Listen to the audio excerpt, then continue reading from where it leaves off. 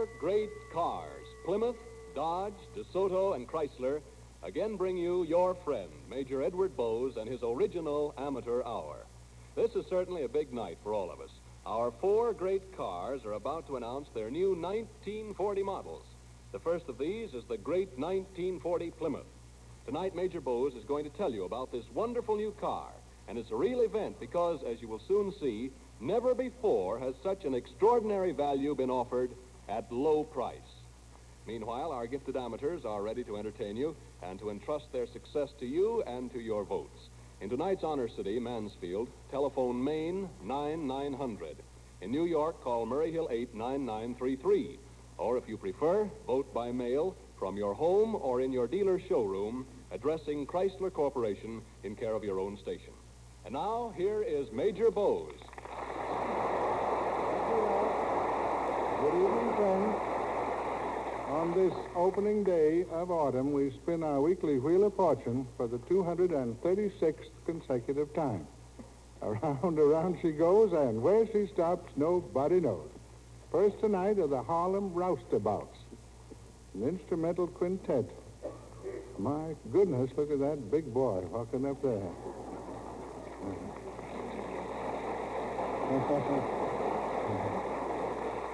A big boy with a bass fiddle. Give him his fiddle. He won't be happy till he gets his fiddle. What do you boys do for a living? Well, I'm a butcher. No, into the microphone, that's it. I'm a butcher and Sam's a chef. I see. How big are you, big fella? I'm 6 feet 3 inches tall and weigh 298 pounds. Well, I declare. I figured an even 300. You see how wrong a man can be. In your hands, that bass fiddle will look like the viola. Are you married? I almost got married once, but the lady said she couldn't feed me the way I was accustomed to eating. Well, what's your song? I found a new baby. See? Perhaps she won't object to your big appetite, huh? All right, I found a new baby. Let her go.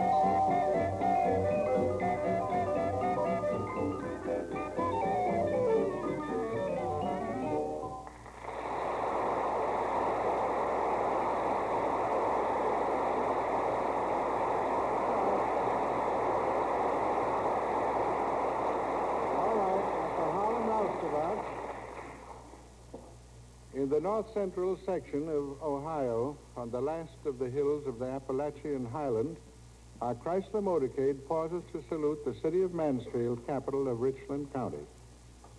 50 years after the first westward wave of migration from New England and Pennsylvania, Mansfield was laid out and surveyed by James Hedges and John Lowell. They named it in honor of their instructor, Jared Mansfield, Surveyor General of the United States. While Mansfield's growth has been steady and sure, it was the coming of the Mansfield and Sandusky Railroad in 1846 that began her real march to progress. Strategically located at the southern edge of Ohio's great industrial belt, she lies in the center of the nation's iron and steel production. Close by are vast stores of raw materials and easy accessibility to markets and the center of population. Mansfield is frankly industrial. From her busy factories flow automobile tires and tubes, sheet steel, stoves, brass products, farm equipment, textile products, motors, pumps, plumbing fixtures, and refrigerators and electrical household appliances. Mansfield is a city of great natural beauty, a notably healthful city. The imposing homes rest in her fine residential districts. Her parks are beautiful, her boulevards wide, and she's known as a city of churches. Johnny Appleseed, an eccentric exponent of orchard development, is closely linked with the early history of Mansfield. A monument to his memory stands in Middle Park. And so to Mansfield, one of Ohio's leading industrial cities, we send our admiring greetings.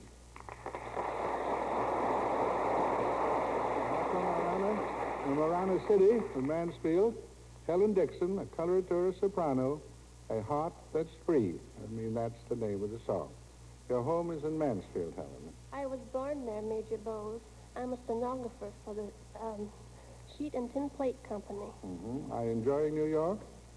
I haven't seen much yet, but it looks very exciting, and oh, such handsome men. Would you please look into the microphone if you're... All right, A Heart That's Free. Let it go.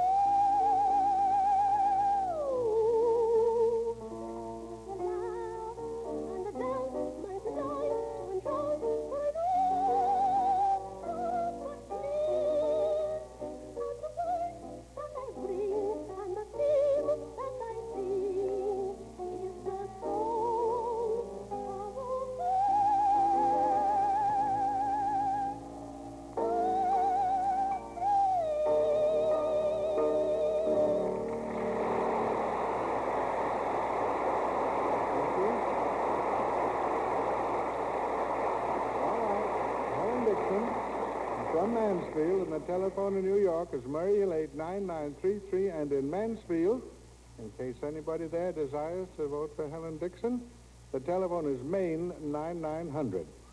First caller from Mansfield, Carl Johnson, 485 Spring Mill Street, and from this area, Mr. and Mrs. Julia, 2219 East 12th Street in Brooklyn. Red Bill Lane, Red Lane Imitator. Red, your hair's not red, it's blonde. When I wash it, it turns red. Well, Red, when do you figure it might be red again? Well, my face always turns red easy, but I bet it's red now because you think I haven't washed my hair in a long time. No, Red, you're meticulously immaculate, I will say that. What do you do for a living, Red? I mix colors for a plastic and chemical corporation. Plastics are modern and beautiful and largely used in industry today.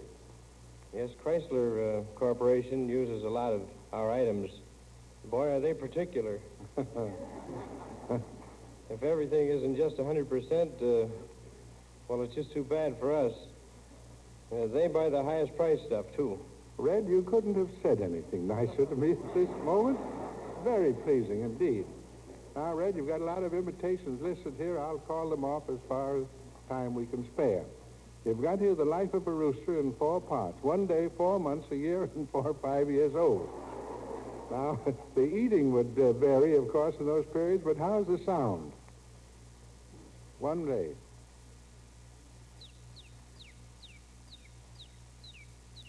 All right, now 4 months.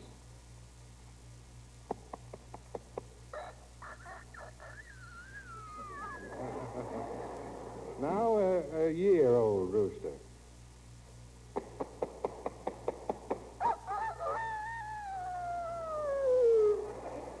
Now at the end of 4 or 5 years of amateur hours on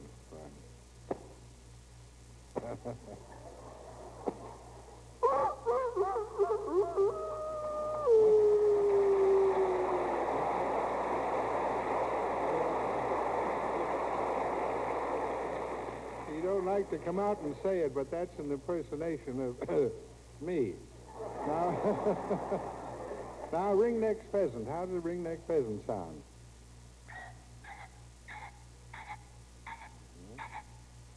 Red-winged blackbird.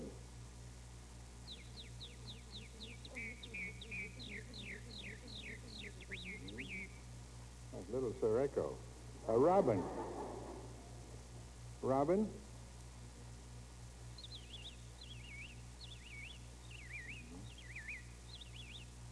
Now a monkey.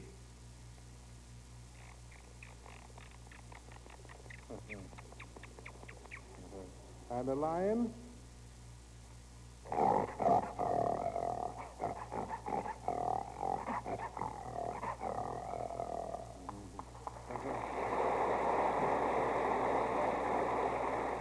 And, of course, that lion doesn't mean a word of it, but still, I'll let you go in the cage. Give us an ape now.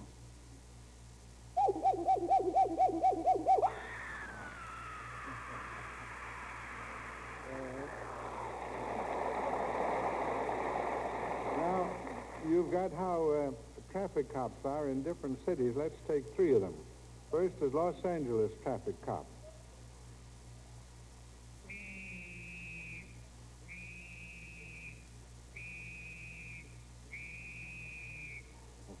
Now in Paris, Agent Pivot.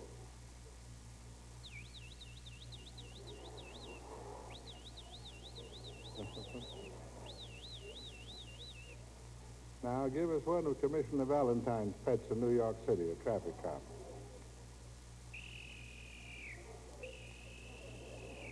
Come on, girls. Come on, get across.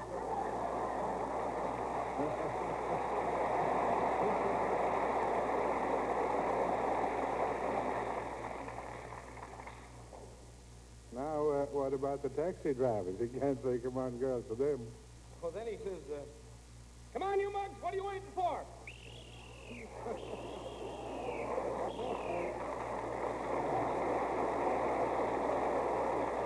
Now, for the benefit of the household pets of our listeners, let's have a cat fight.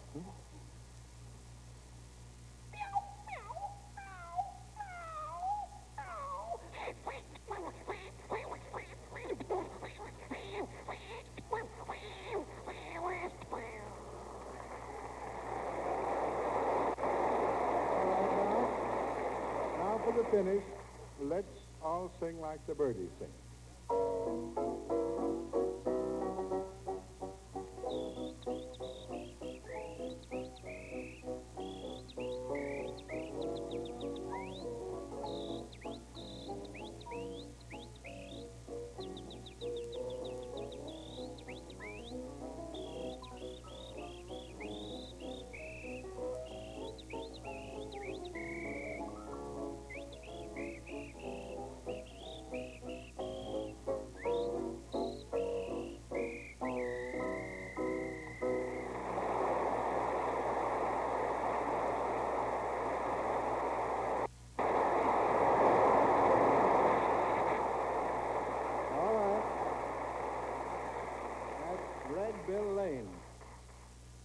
last week's voting, Evelyn Shea, she sang Wishing, the Four Romeos instrumental quartet, Sven Tollefson, Norwegian accordionist, Jacob Hohenemse, baritone, Bill Woods, one-man hillbilly band, Jack Raymond, violinist, Bill Evers, acrobatic chair tap dancer, Jack and Jill, but Jill was ill, so Jack yelled alone, Henry Matisiak, basso, Swanee River Boys, Negro Tramp Band. And next Thursday night, we salute Muskegon, Michigan.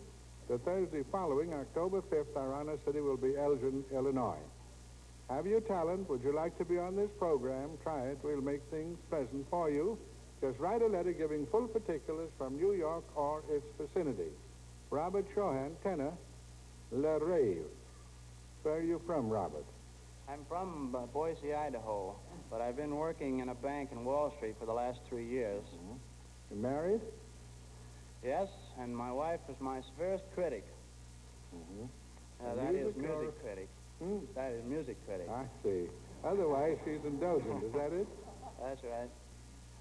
And, Well, all right. What about her? well, I don't think I ought to tell this. All right. What is La Rave in English? La Rave. The Dream. That's your wife. All right. From Men On by Massenet. Let's have it.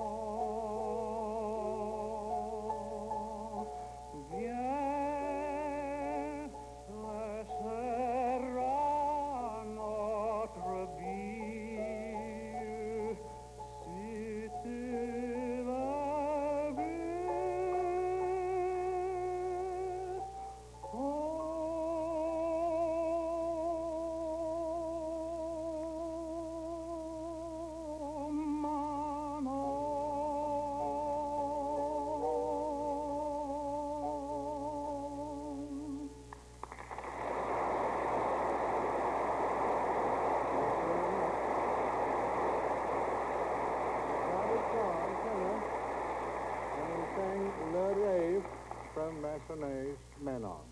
A Hoffman Sisters, yodeling trio, guitar. Where are you from, girls? Patterson, New Jersey, Major Bowes.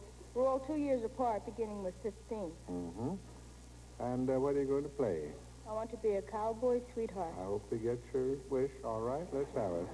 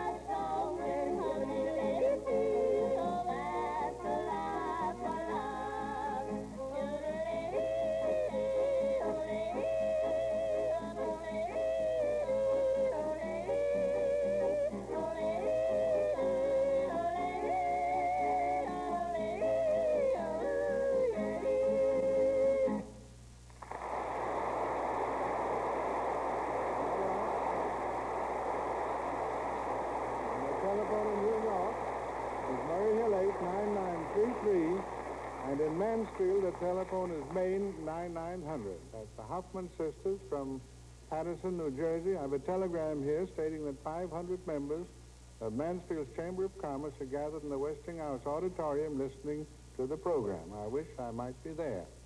And the 200th caller from Mansfield, Miss Bella Young, 122 Glenwood Boulevard. And from New York, Mrs. Evelyn Greer's, 46 West 53rd. First telephone bull, the Harlem Roustabouts, got 1,102 calls. Helen Dixon from Mansfield, 3696, Red Bill Lane, 964, and Robert Shawn, 118. Marion Caruso, the illustrious name, 12 years of age. She's a dancer from Wilkes-Barre, and she dances to the music of Melancholy Baby. Pretty much all the facts there. How long have you been dancing, Marion? I've been dancing 5 years from 5 years from Tony Grant, and singing lessons too. Good. You practice much? My daddy makes me practice 3 hours a day, but I love him anyway. What's your daddy's business? My daddy's a salesman, and he has a Plymouth car. You have a very nice daddy, and I love him too. My daddy says he's going to buy a 1940 Plymouth. Oh, I love him like a brother. All right, Melancholy Baby, let's go.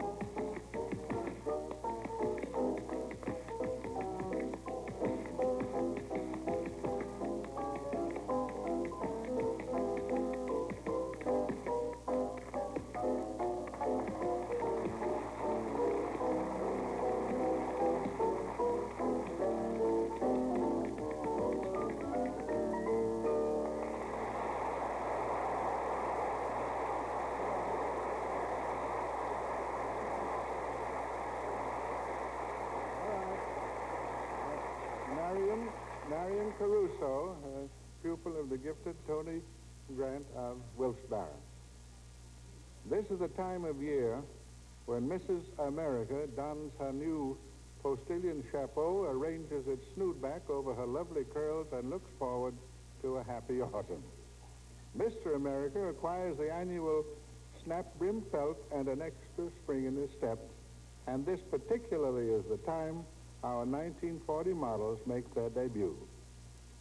The low-priced automobile is one of the greatest contributions ever made to American civilization. The entire continent is your playground with health, education, and relaxation for all the family. 7 out of every 10 cars sold are in the no-priced class. The Plymouth advance in popularity by leaps and bounds is one of the miracles of American industry. And that rise of Plymouth to the peak of popularity can only mean one thing, that it is the utmost in automobile value for your dollar. And so tonight I shall turn the spotlight on our new 1940 Plymouth. In Detroit 2 weeks ago, I saw it for the first time. I was enthralled. Our president, K.T. Keller, with a proverbial cat that swallowed the canary smile, said, "Well, Major, there's our new baby. What do you think of it?" One word stood out in my mind, and I answered, "Superb." When you see that car, I know you too will say, "Superb." And now for some details. The 1940 Plymouth is much bigger. Actually, the wheelbase has been increased from 114 to 117 inches. The body is completely new. Its interior is 10 cubic feet bigger than last year. You may choose your car with or without running boards. And the Road King, as well as the Deluxe Plymouth, has our marvelous steering wheel gear shift.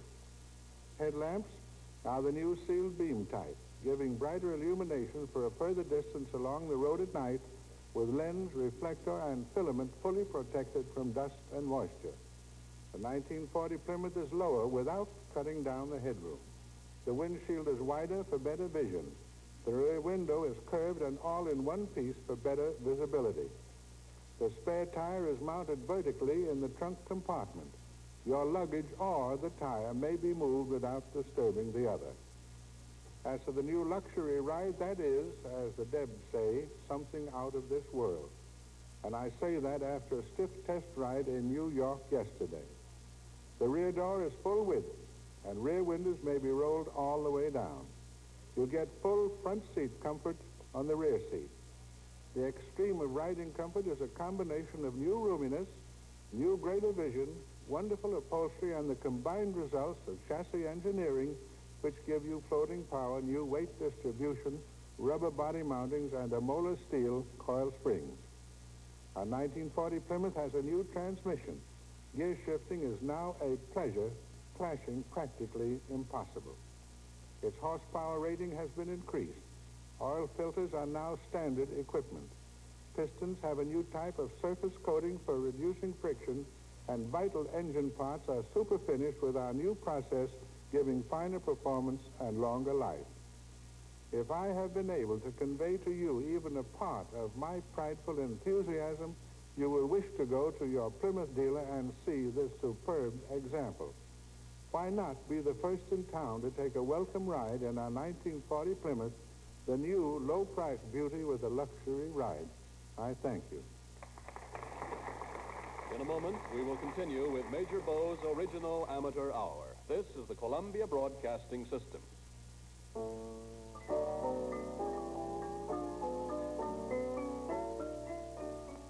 WJSB, Washington.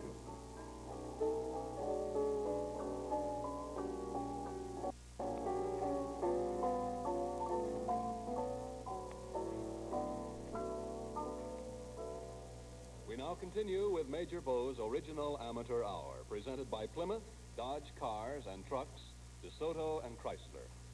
All appointments and innumerable messages of goodwill have come from Mansfield, Major, from the Honorable John W. Bricker, Governor of Ohio, Mayor Claude M. Hunter, Police Chief Bates, Sheriff Long, Fire Chief Seeberger, Councilman George Berg, President Vanderoe and Secretary Rootson of the Chamber of Commerce, and President Eric of the Junior Chamber, Manager Graham of the Mansfield News Journal, Chairman Mitchell of the Richland County Commissioners, Earl Nist, and from Louis Bromfield, world-renowned novelist, resident of Mansfield, and from many other citizens, clubs, and civic bodies. Major? Thank you, Ralph, and my thanks for the many fine souvenirs also for exhibitions at the Chrysler Building and the World's Fair, and to the Mansfield, Florida. Dorothy Moore, popular singer. Are you employed, Dorothy? Only at home helping Mother. I see. Well, that's employment. Have you had voice training? No, sir, but I've been singing ever since I was 7 years old. I'm 19 now. Hmm? Now, what do you propose to sing for us? Over the Rainbow. That's nice. From the motion picture Wizard of Oz. All right?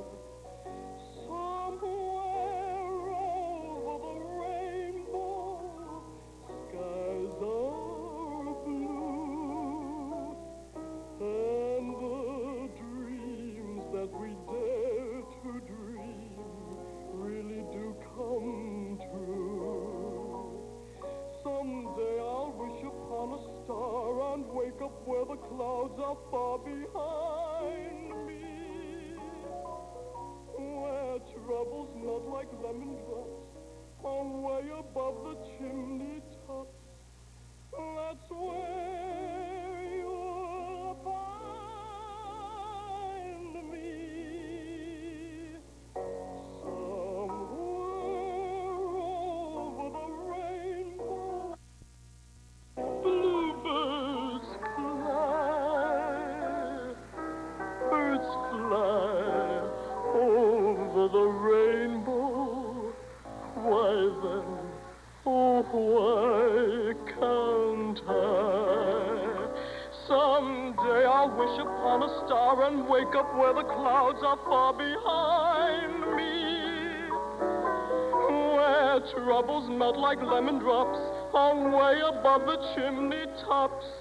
That's where you'll find me.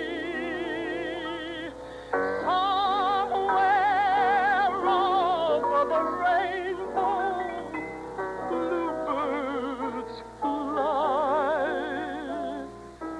Birds fly over the rainbow. Why then, oh, why can't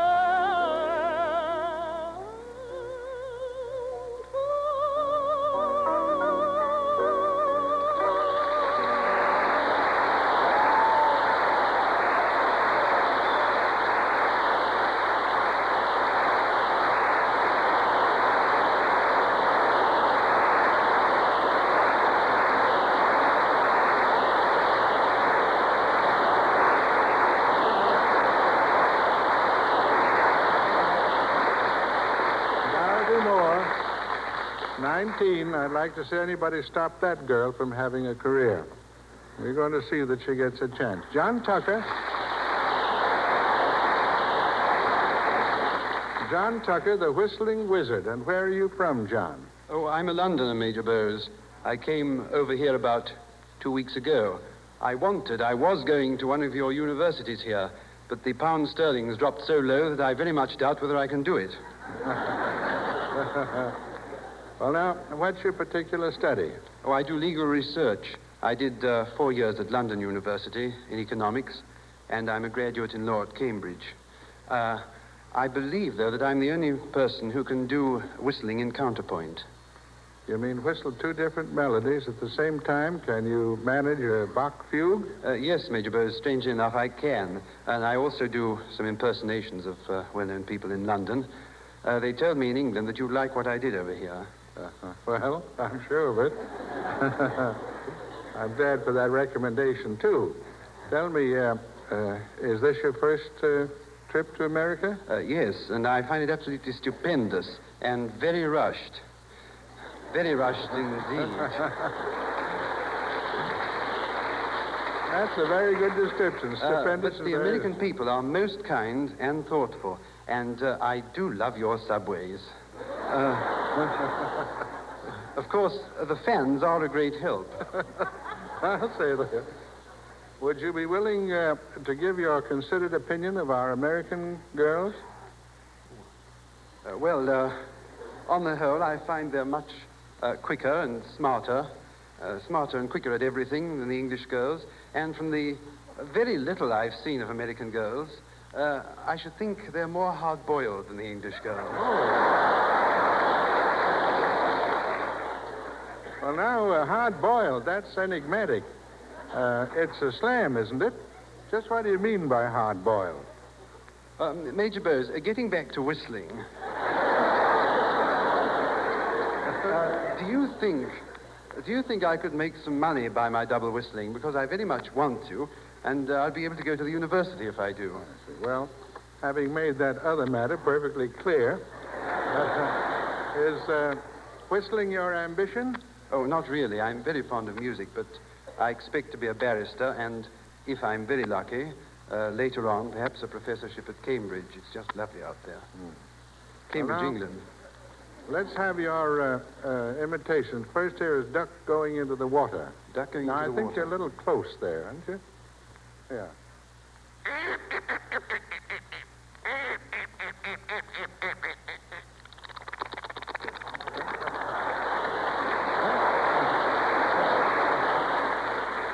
Major Bose, before I do my double whistle, I wonder if I could tell you a little incident that happened in an omnibus in London, where a man was accused of, or convicted of a homicide.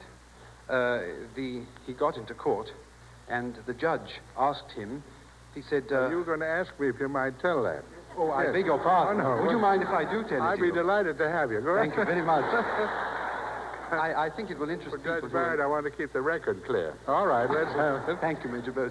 Well, the man got into court, and the judge said to him, "Tell me, my man, why did you do this?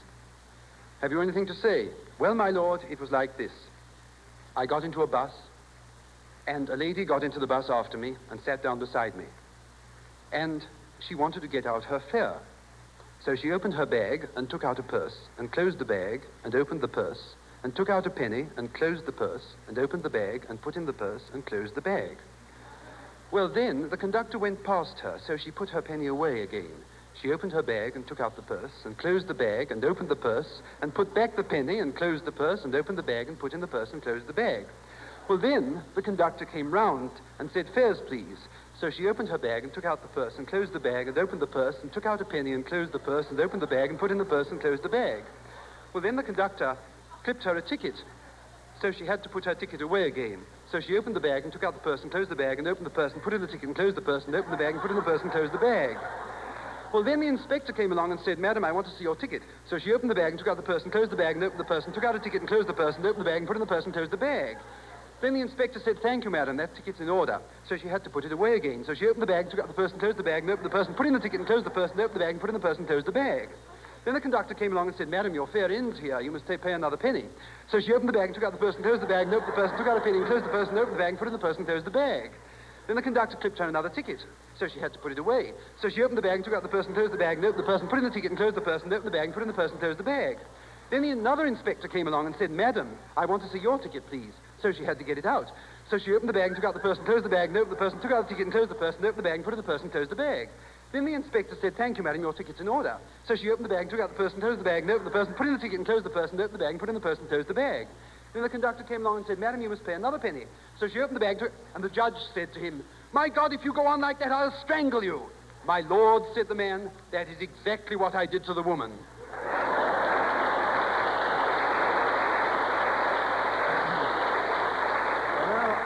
I think we'll have to jump down to an example of your whistling, double melody and counterpoint whistling. Double tone whistlers we've had, that is, whistling in thirds isn't uncommon. But counterpoint whistling requires two completely independent whistles in second, third, fourth, in fact, all of the intervals. Now, let's first have just the double melody.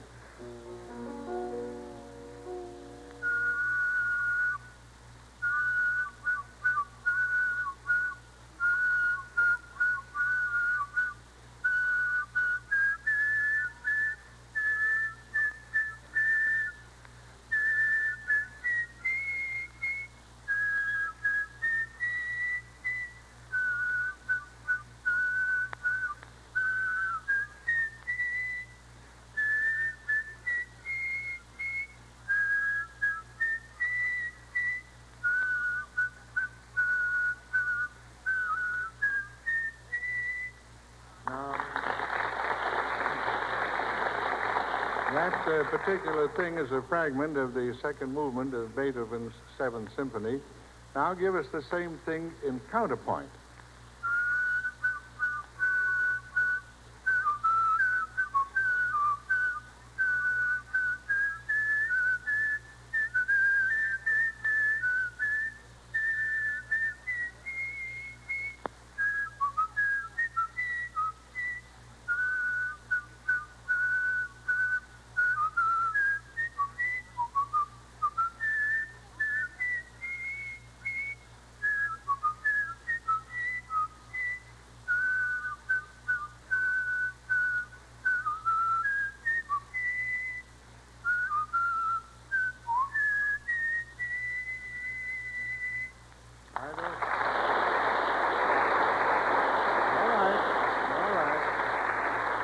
I don't know if anybody else can do it. I never heard of it. Now we'll finish up with the Indian Love Call in double tone.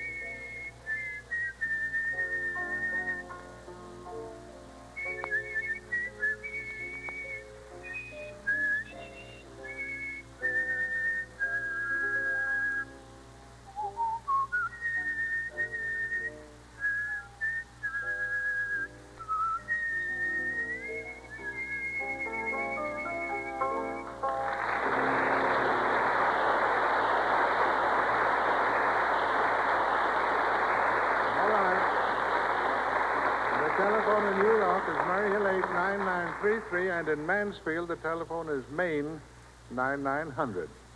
And that's John Tucker of London. This is William Hetherington from McKeesport, Pennsylvania. Very handsome boy in the uniform of the United States Navy. What's your rating, William? Electrician's mate, third class, Major. Now say that again. Electrician's mate, third class. What ship? USS Tuscaloosa. Oh, my, that's the Tuscaloosa. The president went fishing. Yes, sir, Major. That's the ship. And he's quite a fisherman, too. He caught more fish than the rest of the men on the ship put together. Good for him. Do you recommend the Navy as a career for boys? Well, yes, but it's not so easy to get into. You sort of have to be physically perfect and be of good character. Mm-hmm. What did you say is the percentage of rejections? Oh, about... Well, most of the fellows are well-behaved and... I like nice girls who can dance. I see. What's your favorite ballad? White Sails is what I like to sing. All right, let's have it. Nick Cannon.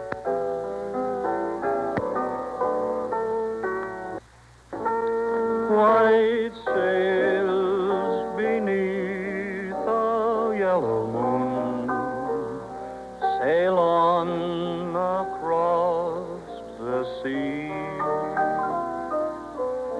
White sails will reach a harbor soon where my heart longs to be.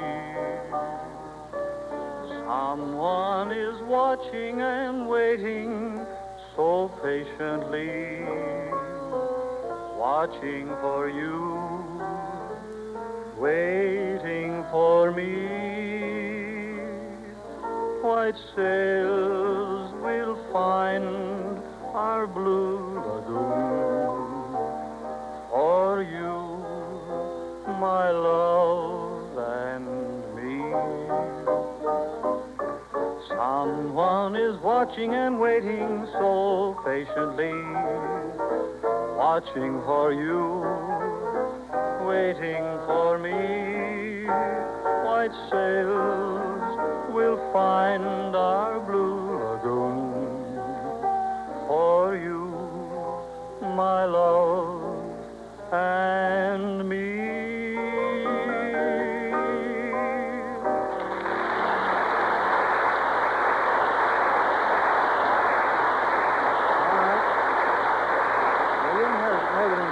USS Tuscaloosa. And here's where you'll find our wanderers, the swing school unit until Sunday at the Palomar Theater, Seattle, Washington, Monday, Centralia, Wednesday and Thursday, Victoria, British Columbia, beginning next Friday at the Beacon Theater in Vancouver. Fifth anniversary unit opens tomorrow week at the Rivoli Theater, Toledo, Ohio. World's Fair unit starts tomorrow week at the Palace Theater, Stamford, Connecticut, and so the Wheel of Fortune spins thanks to you and the Chrysler Corporation. This is a reminder to all vacations who expect to visit New York and who think they've talent for this program to send us a letter letting us know when you'll be here or communicate with us upon your arrival, and you'll be giving a prompt appointment. Martha Booker, blues singer.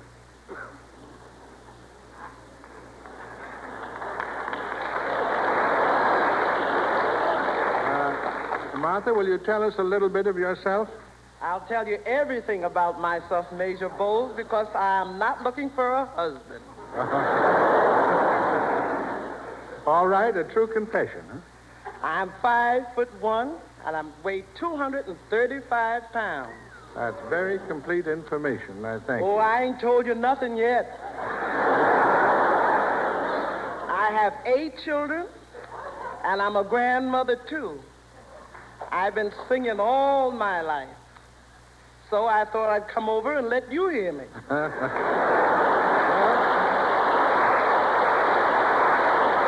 quite right. It just is about time. Next to singing, I'm a good cook. What's your specialty? What's my special? Short meat and a long gravy. I like to cook best. My salivary glands just woke up and said, "White cat?" All right, now what's your song? After You Gone. All right, let's have it.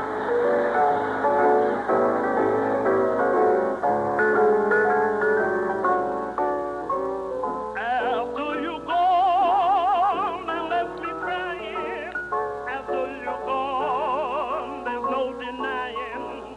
You feel blue, you feel sad, you miss the best pal you ever had. There'll come a time, now don't forget it. There'll come a time when you regret it. Oh, babe, look what you're doing. You know you're going to drive my poor heart to ruin. After you're gone away. I say, Lord, after you're gone and left me crying. After you're gone, there's no denying. You feel blue, you feel sad. You miss the best baby you ever had. There'll come a time, don't forget it. There'll come a time when you regret it. Oh, baby, look what you're doing. You know you're going to drive my poor heart into ruin. After you're gone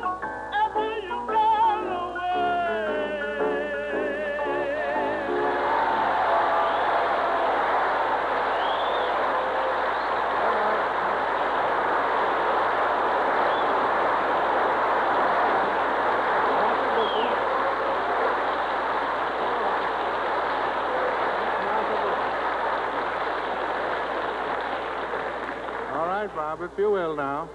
Gina Valenti,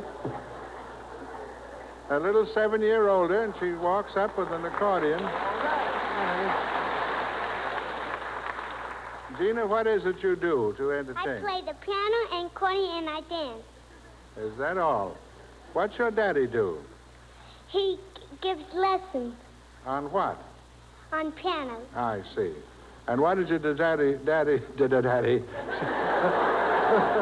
I'm talking that way, too. Thinking about that long gravy, I think, and short meat. What did your daddy suggest that you play for us? I'm going to play Dark Eyes on the accordion. And on the piano? Soffergetto by Bach and Gina Swing by Lauren Cook. All right, a popular classic. Let's have it now on your accordion.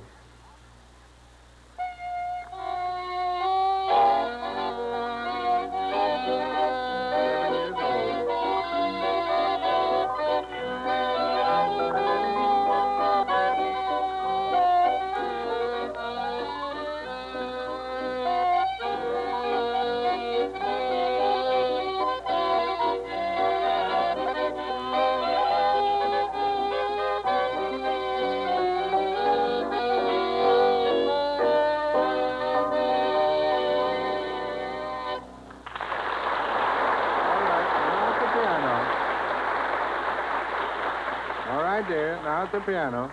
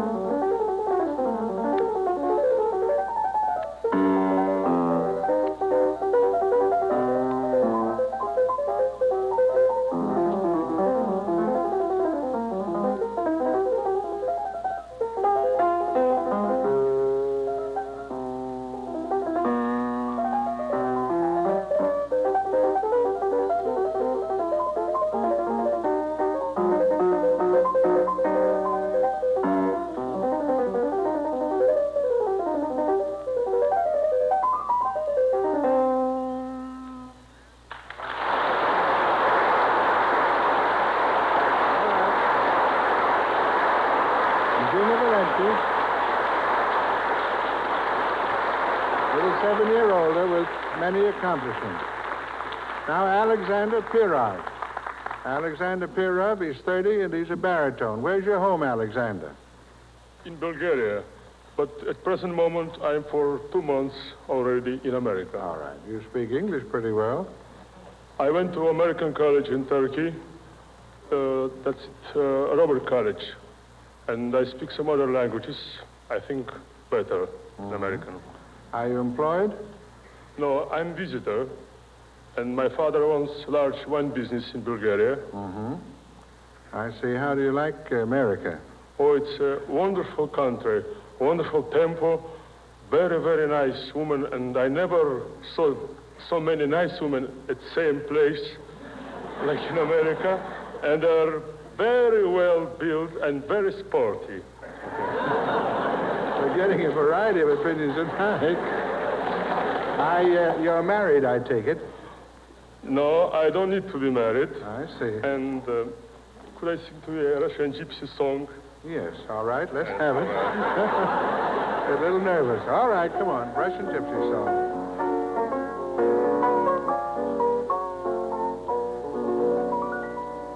Что так грустно, эх, дай гитару, да петь песню про любовь.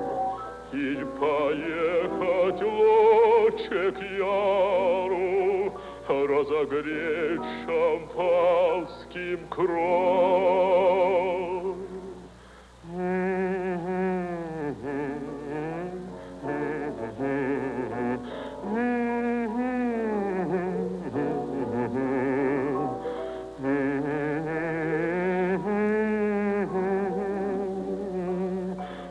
Разогреть шампанским кровь. Эх, ямщи, гони, как яро, лошадей, брат, не жалей. Аль, пошел ты к яру, ах, погоняй, брат, поскорей. Ла-ла-ла-ла-ла-ла-ла-ла, ла-ла-ла-ла-ла-ла-ла, ла-ла-ла-ла-ла-ла-ла, а погоняй, брат, поскорей.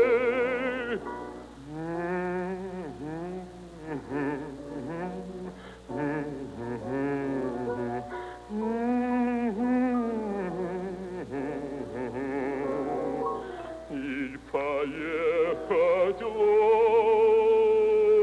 к Яру, разогнать шампанским кровь. Эх, ямщи, гони, как Яру, лошадей, брат, не жалей. Поедем к Яру, ах, погоняй, брат, поскорей. Ла-ла-ла-ла-ла-ла-ла, ла-ла-ла-ла-ла-ла. Ай, поедем к Яру, ах, погоняй, брат,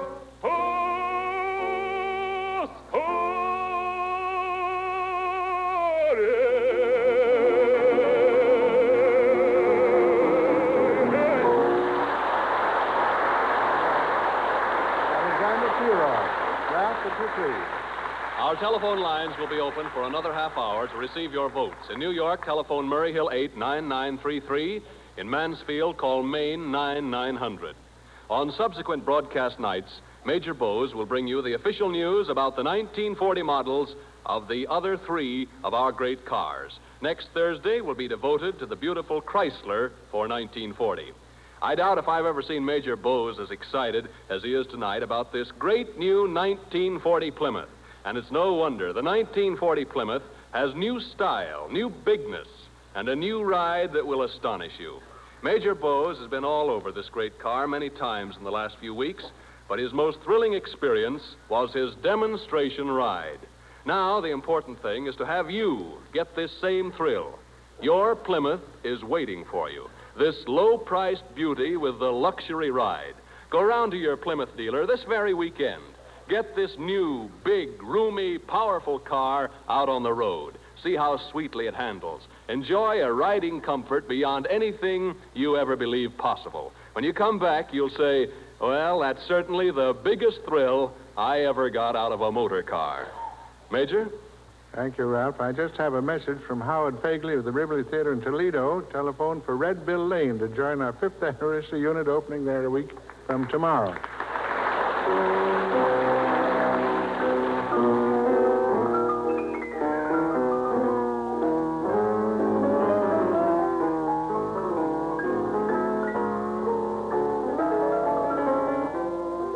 What shall I do with the days and the hours that must be counted ere I resume this place? How shall I charm the interval that lowers between this time and that sweet time of grace? Until Thursday next, then, I thank you for Chrysler Corporation, its dealers, the amateurs, and myself. Good evening, friends.